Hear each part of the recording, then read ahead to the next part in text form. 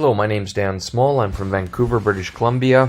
I've been a part of setting up a range of social enterprises. I'm a medical anthropologist at the University of British Columbia, and I'm going to talk to you today about East Van Roasters, a chocolate shop for women in recovery from addiction. Now, my work for the past 20 to 30 years really has been in mental health. I work with people who are homeless, in hospice care, with people living with active addictions. One of the projects I helped to create was a supervised injection facility, North America's first. And much of my work has existed within zones of abandonment. This term originates in Brazil with the work of Beale in describing Vita, a place of refuge in Porto Alegre, Brazil. Now, the downtown east side, where I have worked, has been described in a number of negative ways within the wider public as dangerous, mean, falling to pieces, even some journalists discussing, as you can see in this one example, the death penalty for people with addictions. The province's largest newspaper showed this as a cover story on the title page, describing the downtown east side as 4 blocks of hell. These negative characterizations of the neighborhood have extended to the internet, of course, and where I've shown videos online about people living with addictions and their families, people have made these kinds of negative comments talking about killing people with addictions or putting them in a concentration camp, or in this article here, a mayor talking about reactivating a psychiatric hospital for all the people that live in the downtown east side. So this is a picture inside the supervised injection facility of me long ago, and it really illustrates how much of the projects, or much of the initiatives, many of the initiatives I'm describing, exist within a kind of a cultural hotspot, a moral intersection. And social enterprises also occupy this area and are really cultural or narrative interventions, and many of them that I'm talking about have been aimed at creating what I'm calling a zone of acceptance, which of course is in relation to a zone of abandonment, and really the opposite. And many of these initiatives have been about engaging people with active addictions and multiple barriers to the social tenure, in community food stores, in East Van Roasters chocolate shop, in various employment initiatives, and also in housing. This is an area I won't talk about much today, except to say that many of the people that live in the downtown east side and where I worked live in these SRO hotels.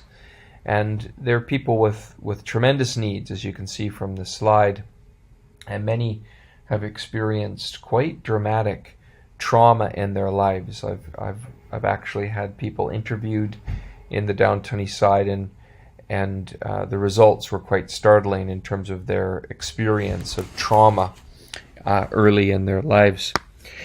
At a broad brushstrokes level, the group that I'm trying to reach here with these types of programs, and I and others have, are a very wounded group. They're people that have had this trauma, and as a result of their experiences have really been excluded from almost all walks of society. They are in many ways like people with leprosy. There were historically, and we had leper colonies in Vancouver and in British Columbia. They're people that are perceived as not quite human. They've got socially tarnished identities. They've been sequestered, and they're perceived as having earned their lot in life. Social enterprises that I've developed begin with humanization. So with this idea that people living with addictions and with these multiple barriers are part of the human family. They are our brothers and our sisters. And work is important not only for sustenance and basic needs and food and shelter, but also for dignity and relevance, having a role, making a contribution, and feeling a sense of meaningfulness associated with that contribution. This is a famous story many of you will have heard, about an individual being approached who's working in a rock quarry, and they ask these three workers, what are they doing? The first says he's breaking rocks. The second says making little ones into bigger ones. The second one says making a living, and the third says I'm building a cathedral. All this to say, perception matters and purpose matters. And is it possible for us to merge these two experiences, work and meaningfulness? And this is what the Esteem1 Roasters project has been all about, is trying to connect work not only to people's sense of or needs for sustenance, but also for people to actually gain a sense of meaningfulness from it. The original idea for this project connected it to other communities in the world. The first one we connected it to was in Vietnam, and to that end I traveled to Vietnam and sourced a local farm there which made cacao, and we made a link with that farm and brought back cacao, which, as you can see in this image, is grown in pods, and the seeds are removed from from this translucent fruit, and then these seeds are dried on mats, which ultimately are the basis of cacao. Now, many chocolate shops and most chocolate in North America is already processed by the time it comes to the continent. But our idea was that we would actually process chocolate right from the bean to the bar.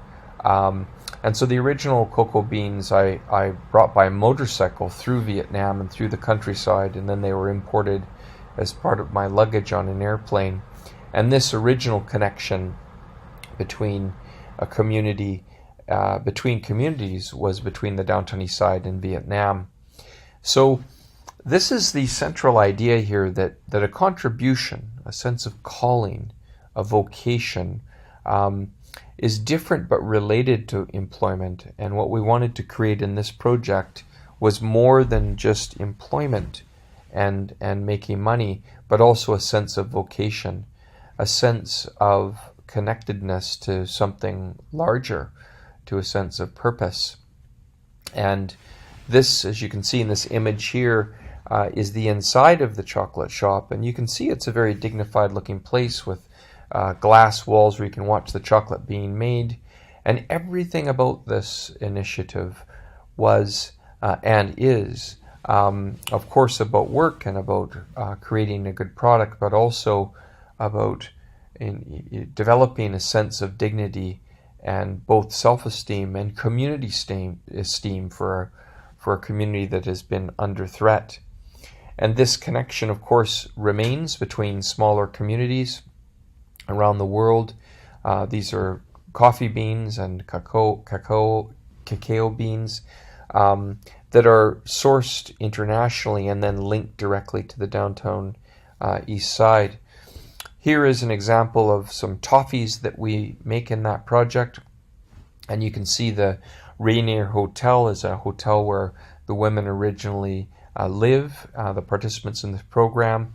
They're people in recovery from addictions, typically, and they transition through this program into the Esteem1 Roasters chocolate shop, where they make world-class chocolate and can become chocolatiers.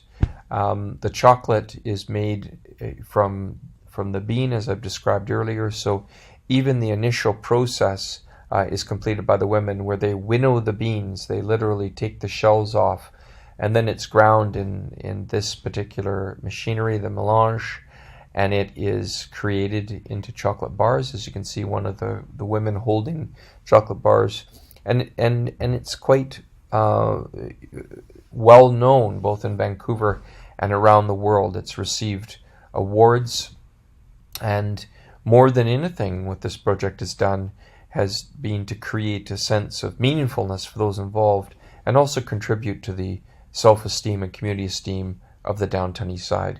So thank you very much.